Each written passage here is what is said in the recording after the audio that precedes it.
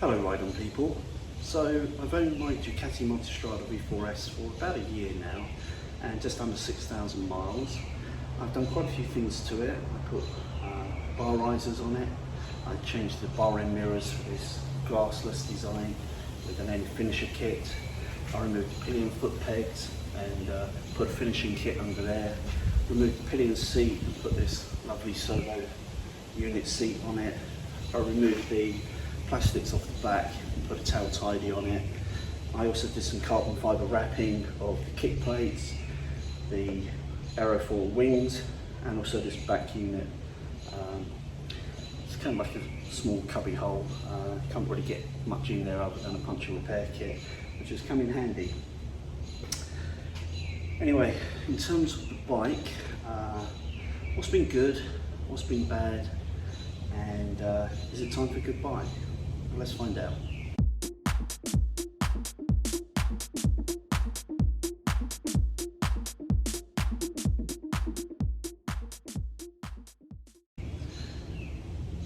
First things first, what's been good about the bike? Reliability. I've had 3 Ducatis and none of them let me down.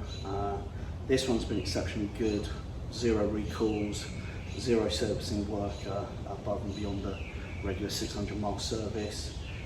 It's never failed to start on the first push of the button, even if left weeks without riding. And I've never had any problems whatsoever in terms of the running gear or the engine or the electronics. It's never done something funky and I've turned it off and turned it on again, it's reset itself and it's okay. Nothing like that. It's just been A1 perfect. A premium product, which is what it is, and reliability is expected at this kind of money, and that's exactly what you've got. Other things that I really like about it is obviously the engine. The engine is probably the best engine I've ever used in a motorcycle, period, done.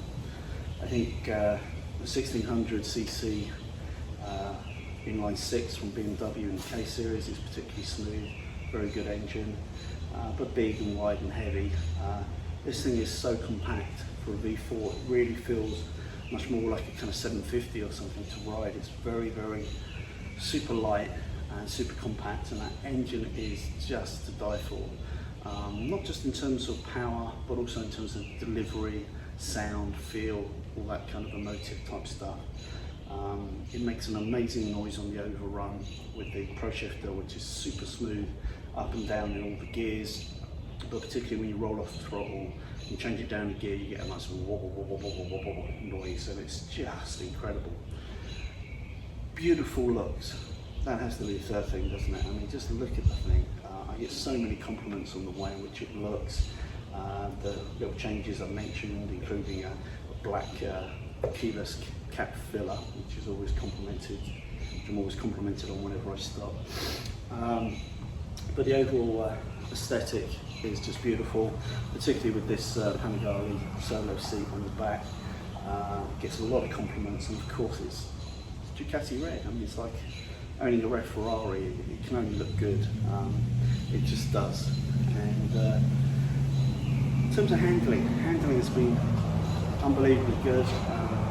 One of, if not the best handling bike I've ever owned. It's really a lot of fun. Really has loads of grip, and it's really very dependable, very reassuring.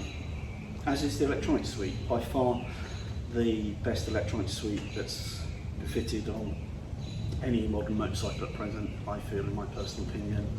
You know, you've got slide control, traction control, ABS, wheelie control, and all of those are cornering based on the 6-axis IMU. They're all tailorable, not just within different riding modes, but also you know, as a kind of custom modes, as it were. So you can set that up any which way you like to suit yourself. If you want to pull high wheelies, have at it. If you want to scare yourself to death by sliding to the point you nearly run out of talent, then have at it. But I tell you, just the stock settings in all of the modes are great, and in the sport mode, if you really gun it above 7,000 revs, you better be a good rider, otherwise you're going to end up in the hedge quite quickly. 208 horsepower, not much less at the back wheel. Ducati won't mind you about the power, and superb lightweight. It's not for beginners. Yes, you can ride it around like a pussycat, but what's the point? It's like buying a 750 horsepower Ferrari and then sticking to 30 miles an hour everywhere. It's not what it's designed for. It's designed to go quickly, it's designed to handle superbly, and it's designed to have a lot of fun. And if that sounds like you, then if you're after a powerful naked bike that looks sensational and has everything you could think of in terms of, like, you know, full electronic Öhlins suspension with superb ride quality, unbelievable stylomer brakes, and that V4, Ducati V4 is a special, make no doubt. And this could be a bike for you. So a lot of good stuff there, a lot of pros. It's an amazing bike. Let's get to the bad. Range is not great. I'm not going to bitch and moan about fuel economy. You don't buy a big V8 muscle car and then bitch and moan that you're getting 10 to the gallon, right? It's not about that. It's about how far you can go before you run out of fuel. And I find my comfort level is about 90 miles, 100 miles before I want to refuel. I have run it up to about 120, but it was showing 0 miles for quite some time, and it was a bit of a concern. So it's not something you're going to tool great confidence on, but you know that when you buy that. So you know, don't buy it if you're really worried about having to refuel every 100 miles or so. Second thing is the TFT clocks are very nicely done, but there's a lot of information there, and when you get a lot of information on a smallish screen, it means the numerics and digits need to be quite small. I'd assume that they were larger because most people who can afford this bike is probably going to be 50 plus, and often your short sight goes at 50. So that's something Ducati should think about, and instead of, you know, putting lots of information on there that you probably don't need to know, they should have essential information, including range, which this bike doesn't have. The Multistrada does. This doesn't, for some technical reason they gave. I can't recall what that is off the top of my head, but it sounds like BS to me. I think the bottom line is it should have a miles to empty remaining figure from the get-go. What else can I tell you that is bad about this bike? Well, I wouldn't say it's bad. It's kind of it's kind of like fuel economy. It's par for the course, but a bike like this, you're doing it a disservice unless you put it on the stickiest rubber you can get. And if you put it on the stickiest rubber that you can get, such as this, which is a Diablo Super Corsa, it's going to cost you over $300 for that tyre, and that tyre is going to be toast within 3,500 gentle miles. The front not far behind it. So you're really looking at about $500 for tyres every 3,500 miles. So it's about $150 per 1,000 miles. If you do 20,000 miles a year, well, you can do the math. It's not cheap. So you have to be prepared for that, and for that reason, it's better as a second bike, which this has been for most of my ownership. It's been a second bike, or it's something that you need to be aware of and accept. You know, if you only ride, 5,000–6,000 miles a year, and you can live with high service costs in terms of replacing tyres, which is really the main cost, then that's okay. But again, know what you're getting into. Desmotronic valves sound wonderful, very evocative. They're what Ducati's history is all based on, but they do need adjusting every 15,000 miles. So again, just be aware if you're buying a used one that is going to be an expensive service, and to get everything on this could cost, I don't know, maybe 8, even 10 hours labour. And if your service bay charges over $100 labour, you're going to be paying over $1,000 in labour alone for that Desmotronic 15,000 mile service interval. And it's the primary reason why with the Multistrada V4, which is obviously designed to do, on average, higher mileages, they've moved to traditional springs, but a new cutting-edge design which pushes out service intervals to 36k.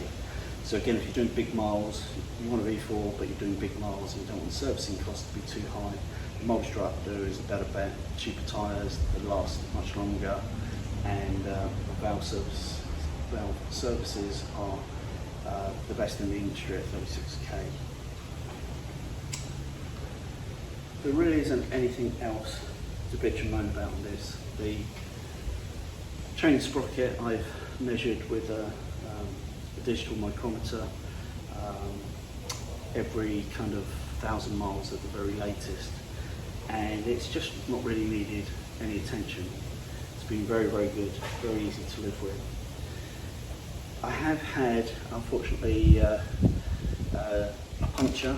I had to replace both tyres around 3.5, 3.7 mark, and you know, as soon as I replaced those, I got a puncture on the rear, and it was so severe that I couldn't mend it with patches. I managed to get enough plugs in it just to get it to the service centre. My dealer was able to, he had one tyre in stock, and was, you know, was at their mercy for them to put that on for me, which they did immediately to their credit. Other than that, there's really nothing I can moan about. The fit and finish is very good. Quality is very good. It's been super reliable.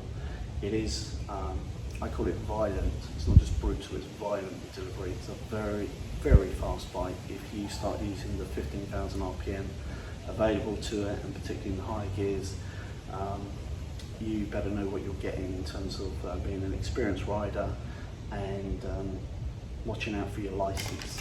So be warned if you need to be calming it down, slowing it down. This ain't for you. Comfort wise, it's been good though. I have to say I've done a couple of kind of 350 mile days on it, and it's not been too bad.